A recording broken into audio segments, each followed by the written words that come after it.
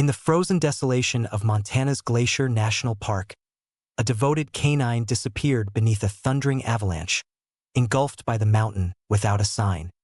His owner, a reserved man left with only the dog, staunchly refused to accept his demise. For days he scoured the area. For miles he excavated. Onlookers deemed him irrational.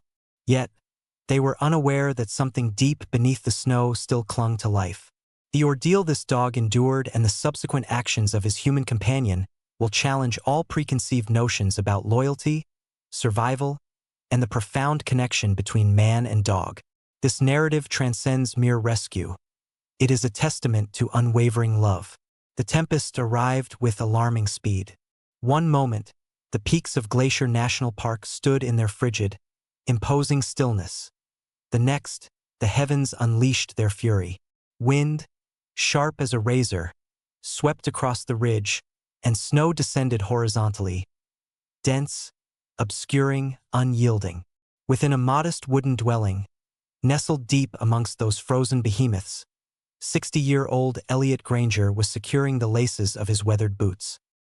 He was not the type of individual to await favorable circumstances. He had lived sufficiently long to comprehend that in the mountains, passivity equated to fatality. The radio, that antiquated CB he stubbornly refused to discard, crackled. Static hissed, then a voice, strained, alarmed, reported a missing family, caught mid-trek on the Eastern Trail. Elliot acted without hesitation. He reached for the leash, but there was no need to call. The dog was already at the entrance, ears pricked, gaze fixed. 6 years old, fur dusted in black and cream, built like a fortress yet moved with the grace of the wind. Trained from his earliest days, unquestionably loyal. They were not merely owner and canine. They were an indivisible unit, and units do not abandon anyone.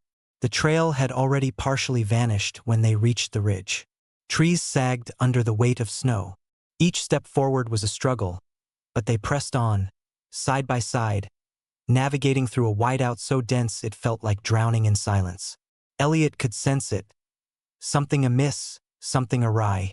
He called out for the family. No response, only the wind. Then, the ground beneath them emitted a sickening rumble. It did not sound like thunder. It sounded like the mountain itself stirring from slumber. Elliot turned just in time to witness the avalanche thundering down. A wall of ice and death crashing towards them. He shouted once, a name consumed by the storm. Then he was hurtling through the air.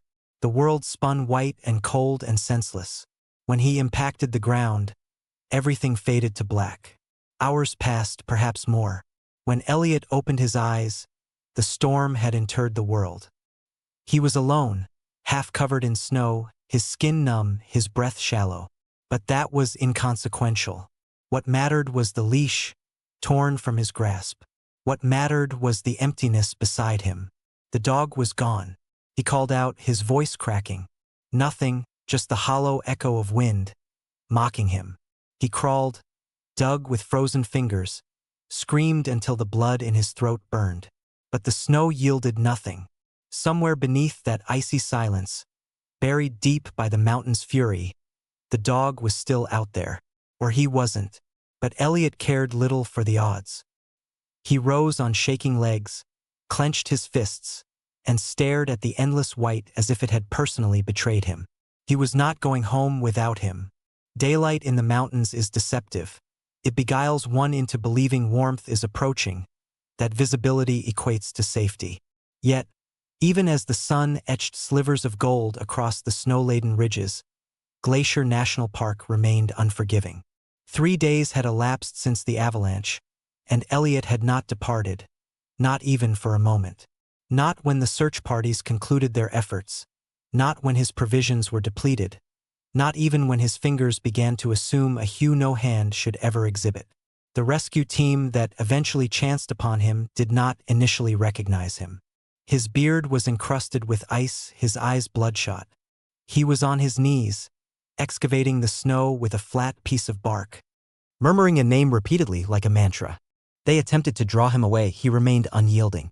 When one man gently grasped his arm, Elliot turned and cried out, not in anger, but with the kind of sorrow that disregards onlookers, the kind that tears its way from a place deeper than the lungs. "They don't comprehend," he muttered. "He's not gone." No one wished to articulate what all were contemplating. No dog endures that long, not beneath such a volume of snow, not in temperatures that fell elk. Yet Elliot placed no faith in probabilities. He believed in the dog. Believed in the way he obeyed every directive without reluctance, the way he awaited by the entrance each morning, the way his ears twitched when Elliot spoke, even if there were no commands, no incentives, merely words. That type of connection does not simply dissipate in a snowstorm. He persisted in his search even when frostbite afflicted his fingertips, even when his feet bled through his boots, even when others offered him the solace of warm cabins and hot soup. He chose the cold silence and the apparition of paw prints that never endured beyond a gust of wind. People whispered, labeling him broken, asserting that the loss of the dog had fractured something already fragile. But they were unaware that the dog had once saved his life, literally on a trail just like this one. A misstep, a cliff's edge, a bark, a tug of the leash, Elliot would have fallen. The dog rescued him, then stood vigil over his broken leg for 5 hours until assistance arrived. This was not about denial, it was about equilibrium. Elliot had owed that dog his life ever since, and now it was time to reciprocate. His hallucinations commenced subtly, a bark carried on the wind, a paw print too perfect to be coincidental.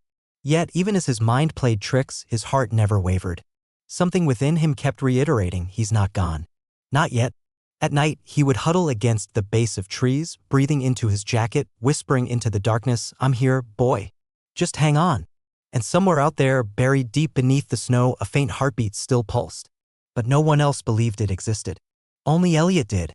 And that was enough to keep him going. Time ceased to exist beneath the snow, only cold, crushing, constant, and alive in its own quiet way. The dog lay contorted under the hardened layers, one hind leg awkwardly trapped between ice and rock, ribs pressed against the frozen earth. Each breath was a shallow ache, each blink a dimming light. But he hadn't stopped yet. Even in the silence, even with the weight of a mountain pressing down, the instinct to survive refused to die. His ears, flattened against his skull, twitched now and then, not at sound, for there was none, but at memory. Elliot's voice, not yelling commands, not barking orders, just talking like he always did, sitting by the cabin fire, reading aloud from tattered books, telling stories no one else was around to hear. Those stories lived in the dog's head now, clearer than the snow outside. They were lifelines, a scent, a voice, a reason to hold on. His body, though battered, hadn't given up. He pawed gently at the ice in front of his muzzle, scraping small flecks loose. His nose bled, his claws cracked, but the movement was there, weak, trembling, but undeniable, one motion at a time, like a heartbeat written in snow. At one point, something shifted, not the snow, but something within him. It was subtle, like the turning of a page. His chest ached deeper, and for a terrifying moment, he stopped moving. But then, a flicker, his paw twitched, his ear raised slightly. There was no grand surge of strength, just a pulse, a decision to try again. Above, the world kept spinning. Helicopters passed too high, voices too far. The dog's howl, when it finally escaped, wasn't even a howl, it was a whisper, a strangled breath trying to climb upward. But in that effort, something changed in the wind. Far above, somewhere in the chaos of white hills and jagged stone, Elliot paused. His body ached, his feet bled, but something inside his chest tightened. He stood still for a long second, eyes scanning the endless snow, and then he turned sharply to the left. He didn't know why, he just did. He took one step, then another. Down below, the dog pulled again, mouth open, tongue dry. A crack formed above his head, barely the width of a thumb, but it let in air. A wisp, a gasp, enough to make his chest rise a little easier. He licked the ice, drawing in the moisture, paws still twitching. His breathing calmed barely, but it calmed. The human voice in his memory grew louder. The dog's heartbeat found a rhythm. And somewhere between death and survival, buried beneath layers of silence and snow, a bond was still holding on, one heartbeat to another, refusing to let go. Elliot was unaware of how long he had been ambulating. The tempest had subsided, yet its aftermath had rendered the Montana wilderness akin to a battleground, trees fractured in two, snow amassed like ramparts, ice forming peculiar formations across the fragmented trail. His hands were raw, one eye swollen, and each respiration was a struggle against the thin, frozen air. Nevertheless, he proceeded onward like a compass drawn by an unseen and inexplicable force, something only the heart could discern. Then a silhouette materialized at the summit of a distant ridge. Initially, Elliot dismissed it as another hallucination, a further cruel deception of the cold. But it did not dissipate, it drew nearer more steadily. A man in a weatherproof coat, a camera slung around his neck, descending the incline with careful steps. Not a rescuer, not a ranger, merely a stranger with a purposeful stride. Jesse Holloway was not meant to be there. A wildlife photographer hailing from Seattle, he had been tracking a pack of gray wolves before the blizzard brought everything to a standstill. Yet something, call it inquisitiveness or destiny, had diverted him from his intended path that morning. When he encountered Elliot, half-frozen, conversing with the snow, digging like a man driven by an unseen force, he was uncertain how to interpret the scene. "What are you doing out here?" Jesse inquired, his gaze sweeping the horizon behind him, anticipating others. But Elliot offered no response. He simply presented a weathered photograph from his pocket, a young man in uniform holding a puppy with endearing floppy ears and luminous eyes. Jesse was unsure why, but that image brought him to an abrupt halt. There was a sacred quality in the way Elliot held it, something raw and ineffable in his expression. Elliot recounted everything, not with desperation, but with that haunting conviction that defies argument. That kind of belief does not stem from delusion, it arises from history, from love, from a connection that requires no proof to be real. Jesse was under no obligation to consent, yet he did. He did not merely offer his time, he provided Elliot with a pair of thermal gloves, gave him water, shared his sustenance, and retrieved a high-quality audio recorder from his equipment bag. They stood together for hours, surveying the ridgelines, listening to the wind, capturing faint reverberations. Most of it was mere noise, but at one juncture, just preceding dusk, the device registered an unusual sound, a clipped, uneven noise concealed beneath the gusts. Jesse replayed it and froze. It was not the wind, nor was it a bird. It was a whimper, faint, distant, yet present. Elliot's eyes met Jesse's. They exchanged no words, none were necessary. They commenced their ascent once more, higher, colder, more perilous. The trail diminished to a razor's edge, a single misstep from catastrophe, but they climbed. Jesse slipped once and managed to regain his footing. Elliot's legs faltered twice. They did not cease. Their breaths grew shallow, their pace more deliberate, but the sound, the hope, was now more resonant than their weariness. And miles below them, buried beneath sheets of silence, the dog stirred again, paws twitching, heart steady, a flicker of breath that refused to be forgotten. Two strangers, one mission, to find that breath or never return. The night descended heavily upon the Glacier National Park trails, and every sound was absorbed by the snow's overwhelming quietude. Yet, silence can be misleading, for something more profound stirred beneath it. Jesse and Elliot, two men from vastly different backgrounds, were now united by a single, shared objective: locate the dog, or succumb to the freezing conditions. Jesse, with his advanced technology and composed determination, and Elliot, propelled by a primal instinct, a loyalty so profound it had transcended logic and sorrow. Their improbable alliance was not founded on casual conversation, it was built upon the reverberations of a faint bark, one Jesse had recorded mere hours earlier. That sound now served as the guiding light, leading them into terrain where even experienced rangers were hesitant to venture. They reached a section spoken of by locals only with a somber shake of the head, Devil's Stare, a precipitous, narrow ascent where rockfalls were frequent and a single misstep signified a fall no safety equipment could prevent. Jesse had undertaken some audacious endeavors for the perfect photograph, but even his self-assurance wavered as the trail constricted to a frozen precipice. Below lay nothing but jagged, fatal rocks. Yet Elliot showed no hesitation. His boots bit into the ice, his breath emerging in clouds of steam. That bark, whether genuine or a figment of his imagination, was too near to disregard. He murmured the dog's name with each step, like a prayer, a rhythm, a heartbeat. Halfway up the icy incline, Jesse paused. "Are we even certain this is it?" he inquired, panting. Elliot did not glance back. He simply indicated the base of a windswept pine where an unusual mound of snow disrupted the smoothness of the slope. It appeared unnatural, not sculpted by wind, but disturbed. Elliot dropped to his knees, removed his gloves, and began to dig. His fingers were bleeding within minutes, yet he did not cease. Jesse hesitated, then joined him, casting aside his backpack and carving into the drift with a collapsible shovel. Layer after layer, the snow grew more compacted, like cement. The wind shrieked overhead, lashing through their coats. Hours passed, their arms throbbed, their faces numb. Still, they clawed at the snow. Then it occurred, a tremor in the snow, not originating from them. A soft vibration, barely perceptible. Jesse leaned in, his eyes wide. "Did you feel that?" Elliot did not respond. He pressed his ear to the ground. Nothing. Then again, a shift. The snow settled slightly. Just a pulse of motion, but enough. He looked up. "He's there." Jesse's eyes scanned Elliot's face, caked in frost, lips cracked, barely holding on, yet burning with a clarity so bright it could melt the glacier around them. He's alive. They dug faster now, without words, without pause. Fingers scraped bone, ice was chipped away to the sound of desperate panting. Elliot's breath was ragged, not from exertion, but from disbelief. The snow was no longer just a blanket, it was a barrier, a prison. And somewhere below it, a living soul was waiting. And that soul was fighting back. This wasn't a rescue anymore, it was a race against time, against suffocation, against a mountain that didn't care who you were or how much you loved something. But Elliot cared. And that right there is what makes miracles possible. Time had now become an adversary, its passage marked more loudly with each silent second beneath the snow. And under that oppressive white tomb, the dog's existence had contracted to shallow respirations and fleeting, fading recollections. His body was immobilized, one leg crushed beneath compacted ice, his muscles scarcely responsive. Yet his mind clung to something more potent than instinct: loyalty.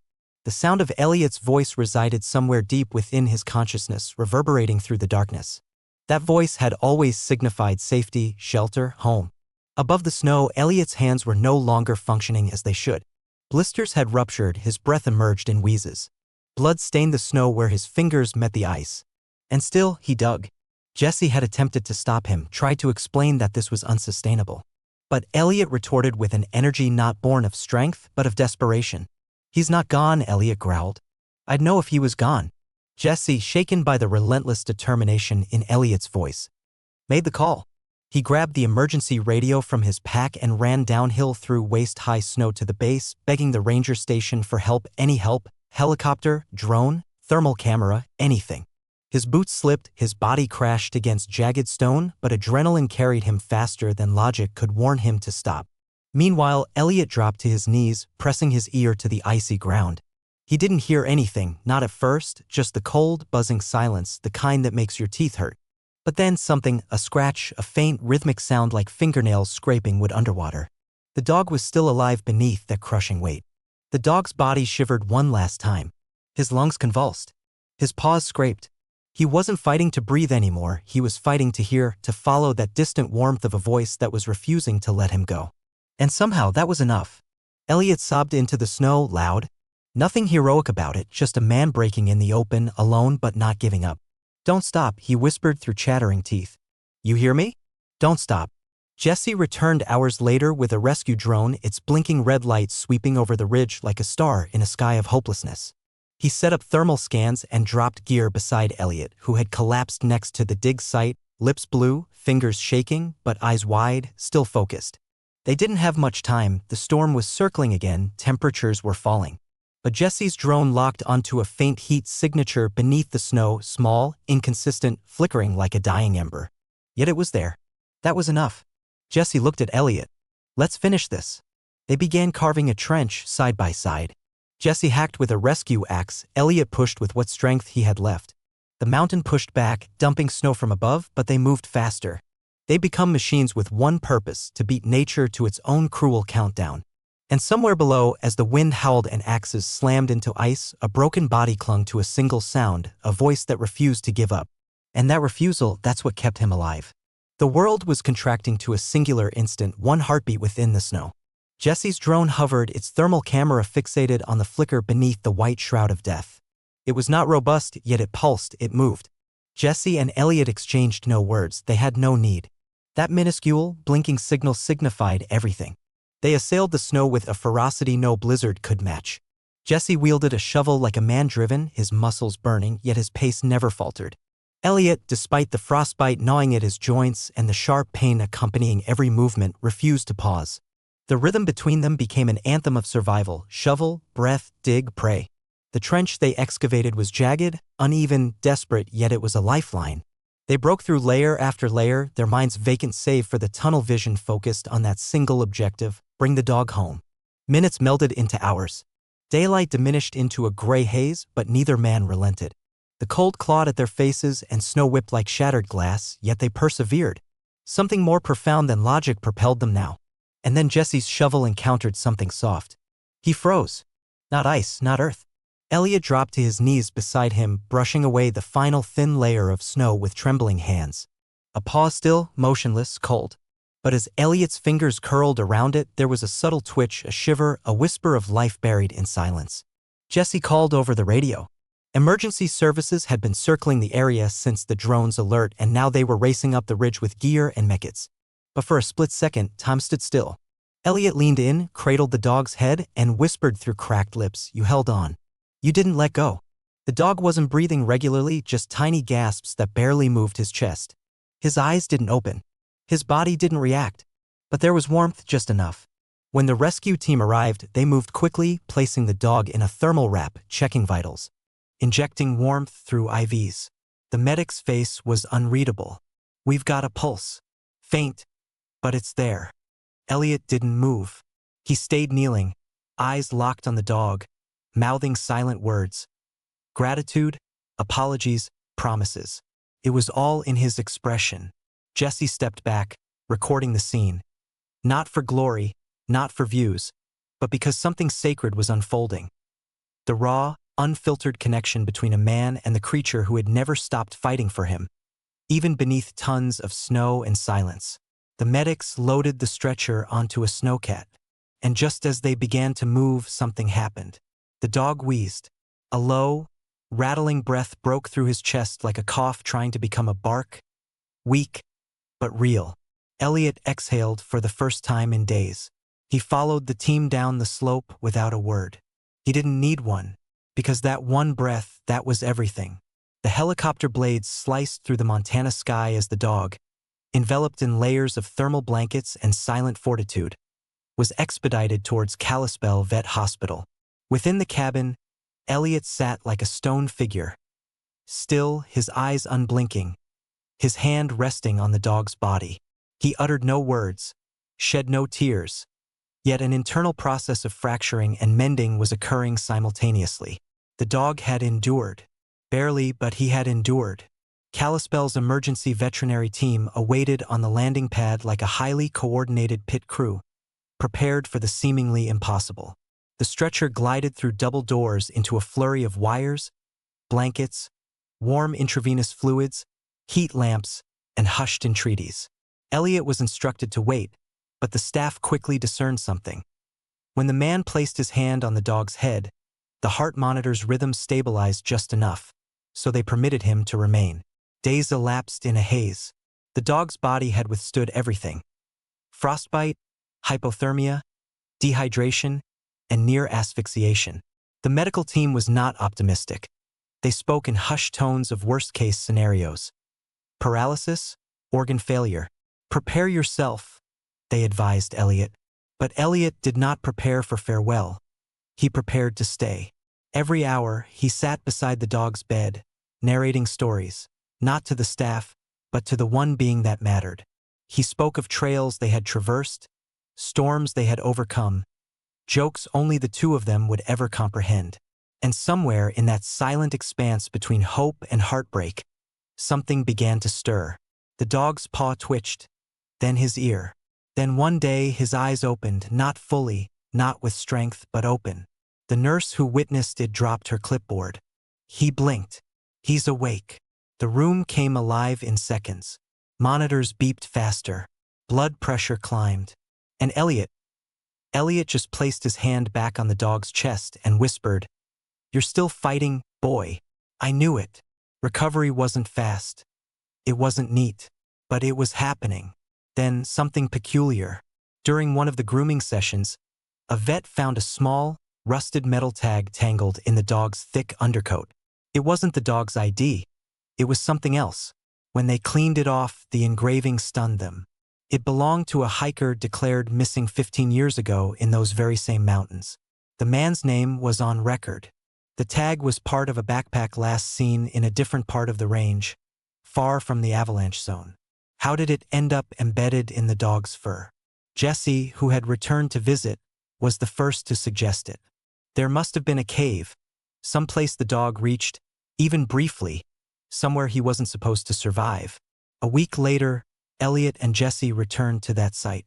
With the snow slightly melted and their drone mapping out the terrain again, they found it. Hidden behind the ridge wall was a collapsed entryway. Inside were shredded cloth, old footprints, animal hair, and what looked like a decades-old makeshift shelter. Somehow, the dog had clawed into it. Somehow, he had stayed alive in that hollow nightmare. He didn't just survive. He outlasted a mountain. When the dog walked, limped really out of the hospital days later, the staff lined the hallway. Jesse filmed it, capturing the crowd's silence, awe, and emotional disbelief. There weren't cheers, just a hush, a reverence, a deep understanding that what had just happened wasn't just medical. It was something much greater.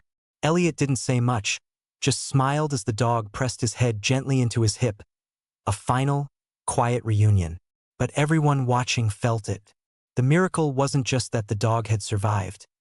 It was that he had never stopped trying to come back to the man who never gave up on him.